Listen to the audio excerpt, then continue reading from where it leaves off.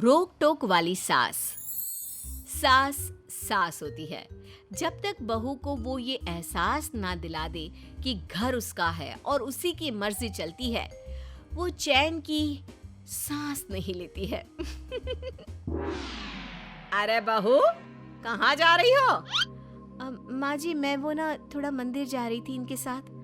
हाँ ठीक है, जाओ। वैसे तो मंदिर के बहाने कहाँ जा रही हो ये भी मैं जानती हूँ। ये जो काला कपड़ा पहना है ना, इसे बदल लो। शादी के बाद काला कपड़ा कौन पहनता है? माँ ने सिखाया नहीं क्या? माँ ने ये तो नहीं सिखाया कि काला कपड़ा पहनना है कि नहीं, लेकिन ये जरूर सिखाया है कि जबान और मन काले नहीं होने चाहिए। अरे ज्यादा गीता का ज्ञान यहाँ ना दे, जा जाकर कपड़े बदल। लेकिन माँ जी, मैंने सारा मेकअप काली ड्रेस के हिसाब से किया था। अब देख ले, मुंह धोकर दोबारा मेकअप करने में कितना वक्त लगता है। माँ, मैं बताता हूँ, यही कोई 2 से ढाई घंटे। उसके बाद भी बोल रही थी जल्दी जल्दी में बहुत कुछ छूट गया। देखिए जी, ज्यादा बकवास तो करो ही मत। अरे किसने कहा है तुम्हें ये सब बोलने को? जा रही हूँ मैं लाल रंग की साड़ी पहनने, कम से कम मेकअप दोबारा तो नहीं करना होगा ना। बहू साड़ी बदल कर आ जाती है, लेकिन सास की ये रोका टोकी उसे बिल्कुल पसंद नहीं आती। रास्ते में, क्या है ये? ऐसा कोई दिन नहीं होता जब तुम्हारी माँ मुझे टोके ना। अरे पता नहीं क्या हो जाता है इन्हें, जैसे सारी नजर मुझी में गड़ाई रखती है। अरे जाने दो ना, हो सकता है काला नहीं पहनते होंगे शादी के बाद। अच्छा जी, शादी तो आपकी भी हुई है, लेकिन आपने भी तो काली शर्ट पहनी है, आपको क्यों नहीं बोला कुछ? अरे क्योंकि मैं लड़का हूँ। अच्छा, तो जैसे तुम सारे लाइसेंस लेकर आए हो, क्यों?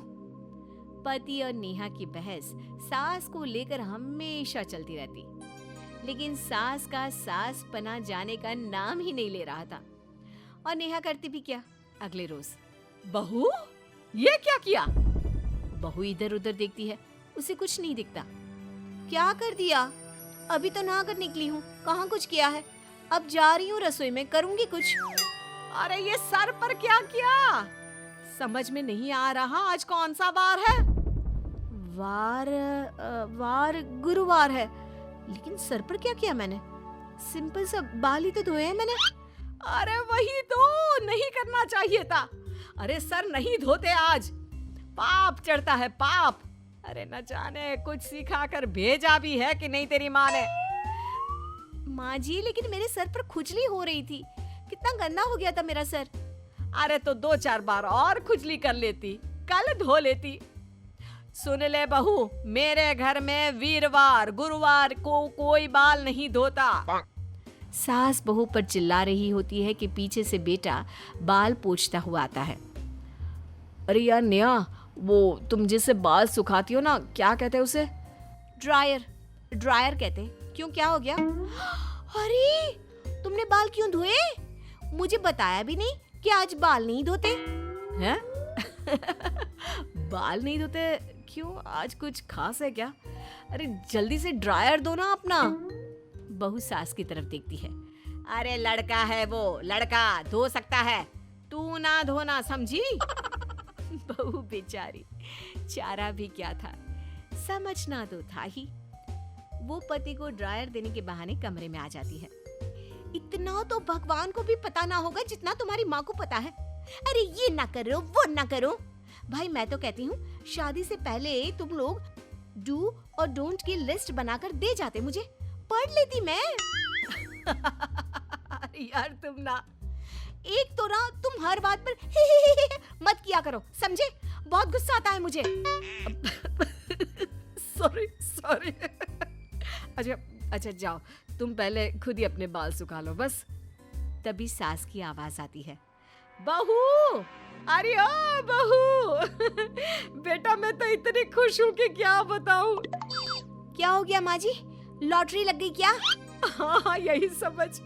मेरा जो भाई मुझसे सालों से रूठा था ना, वो आ रहा है मेरे पास, अपनी बहन के पास आ रहा है वो। अच्छा, ये तो वाकई में अच्छी बात है। वैसे हुआ क्या था? मामा जी आपसे नाराज क्यों थे? सास एक लंबी सांस लेकर कहानी सुनाना शुरू करती है। तेरे ससुर जी बहुत मजाकिया थे। वो हर किसी को हंसा कर रखते थे।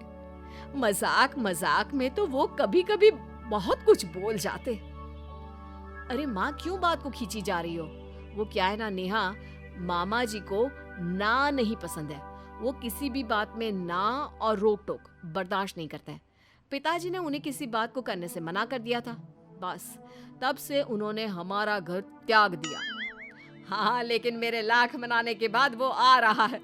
वैसे तेरे ससुर जी होते ना तो उसे कभी इस घर में आने ना देते। माँ, मामा जी तो मुझे भी पसंद नहीं है। अरे जरा जरा सी बात में गुस्सा और मुंह फुला लेना सही नहीं लगता। लगता है ये इन लोगों की खानदानी बीमारी है, जरा जरा सी बात पर परेशान हो जाना। बहू, अब ये कुछ ज्यादा ही हो रहा है। हाँ, वैसे हम लोगों के घर में बहुओं का दांत दिखाना भी मंजूर नहीं है, समझी? जी माँ जी, समझ गई।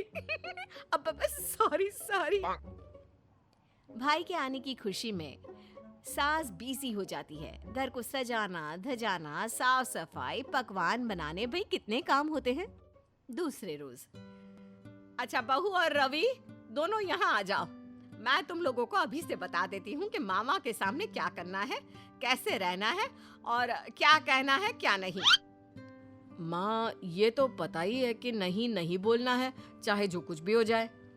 और उन्हें किसी भी चीज के लिए मना नहीं करना है। हाँ बिल्कुल, जो बोले बस हाँ में सिर हिला देना। और बहू, हमारे घर तो मामा ससुर के सामने बहू सर उठाती ही नहीं, समझ गई ना? माँ जी, ये कैसे पॉसिबल है? अगर सर नहीं उठाऊंगी तो बात कैसे करूंगी? अरे हमारे घर में मामा ससुर से बात भी नहीं करते। जी माँ जी, और क्या, बता दीजिए सब कुछ। वैसे मामा कब आ रहे हैं? मामा रात के खाने में आ रहे हैं। वैसे अभी के लिए मैंने खाना बना लिया है, जल्दी से जाकर सारा खाना लगा दे। बहू खाना लगा देती है। सभी खाना खा रहे होते हैं कि बहू के हाथ में एक मूंग की दाल का पापड़ लग जाता है। लेकिन वो जैसे ही पापड़ खाती है, सास जोर से डांट देती है। ये क्या बहू, गिन के 2 पापड़ मूंग के बचे हैं घर में। पता है ना रवि मूंग के ही पापड़ खाता है, लेकिन फिर भी तू, अरे दूसरे लेना। ये बोलकर वो बहू के हाथ से पापड़ छीन लेती है। शाम को मामा आते हैं। जैसे ही खाना खाने बैठते हैं और मुंह का पापड़ उठाते हैं, बहू झट से उनके हाथ से पापड़ छीन लेती है। अब तो बहू ठान लेती है कि वो कैसे भी करके ये सास का रोक टोक खत्म करके ही रहेगी। नहीं नहीं नहीं नहीं, आप ये नहीं खा सकते, क्योंकि ये पापड़ सिर्फ रवि खाते हैं। अरे 2 ही तो बचे थे, सुबह एक खा लिया, एक अभी। घर में एक बार फिर ना सुनकर मामा ससुर का पारा हाई हो जाता है और वो, मैंने इस घर में आकर ही गलती कर दी। यहाँ सिर्फ रोक टोक ही होती रहती है। ये नहीं कर सकते, वो नहीं कर सकते, ये नहीं खाना, वो नहीं खाना। हाँ? ये बोलकर मामा चले जाते हैं। सास का चेहरा बहू की तरफ लाल हो जाता है। वैसे मामा बोलकर तो सही गए ना? सास समझ जाती है कि बहू का इशारा कहाँ का था।